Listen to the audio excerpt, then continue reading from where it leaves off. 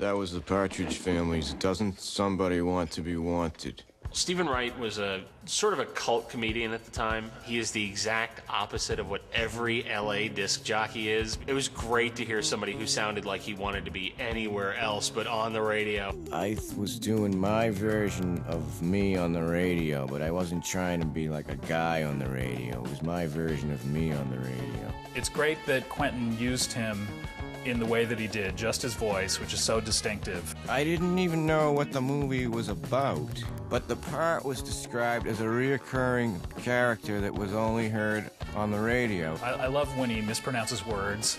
Featuring Big Daddy Don Bodine's truck, the Behemoth. Behemoth? Behemoth? I know that I screwed up on the word Behemoth, and then I said it a couple of other times correctly, and then he put the one in where I stumbled. That surprised me, because I'm thinking, that's the mistake.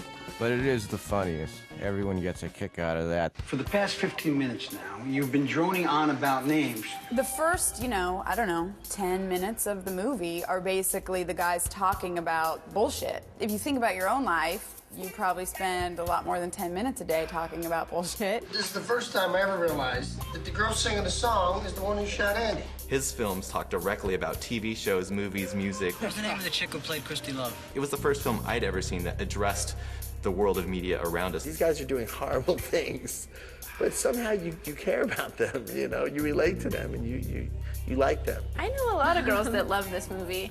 I think a lot of women would feel like it wasn't for them because there's no women in it, but it's about power.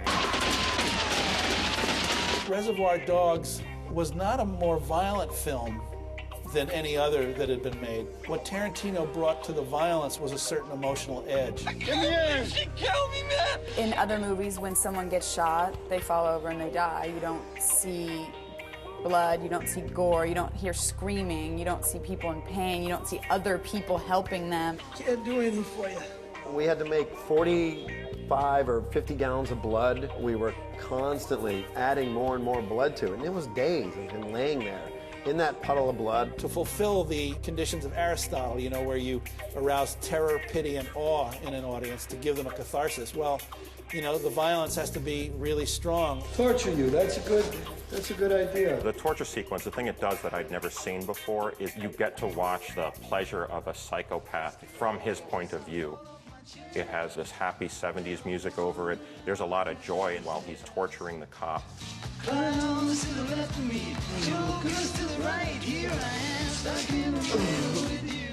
It's not in the script, but Quentin said, you should dance.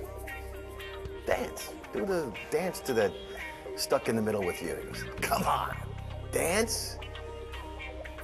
All right.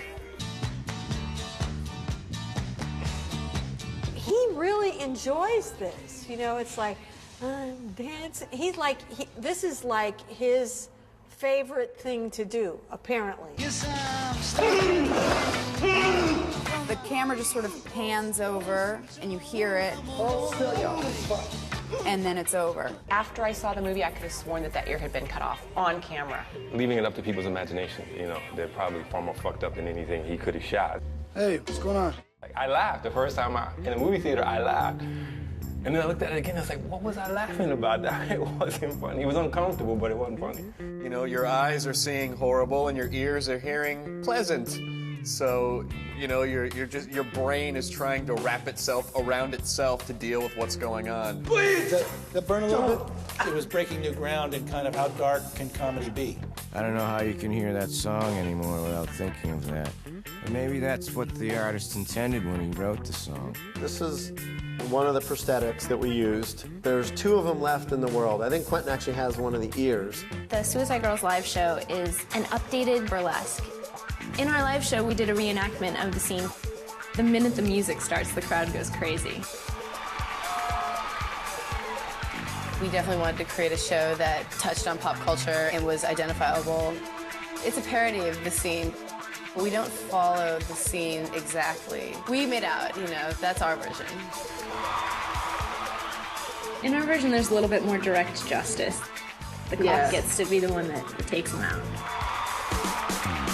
We took the film to the Sundance Film Festival in 1992. Fortunately, Miramax really, really liked the film and put the film out in the United States. I remember when the movie first hit, everybody was talking about Reservoir Dogs and Quentin Tarantino. He blew up fast, big. Every guy wanted to be like him, wanted to direct like him, wanted to see his movies. I hadn't seen a director in a long time come up that had an imprint, a vision, a style. And Quentin personified that in that one film. You shoot me in a dream, you better wake up and apologize. In Europe, it was so popular in some places that they chased Quentin out of England like the Beatles. Like we trade the Beatles, they were chasing him around London, you know. The film grossed more in London than it did in the entire United States. Real juicy.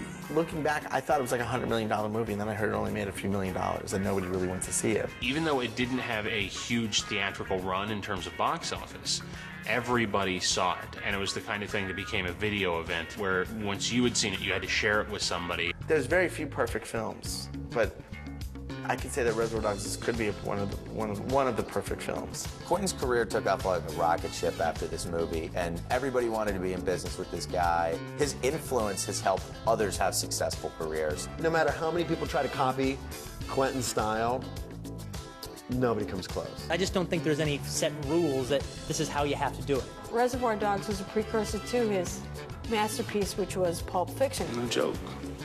I'm in there, I'm up his ass. Quentin basically is one of the half a dozen directors in the world who can do whatever he wants. The number one thing to tell the people that want to make a first film is make it. Don't talk about it. Don't wait for every circumstance to be just perfect. It's like if you want to make a movie, make a movie.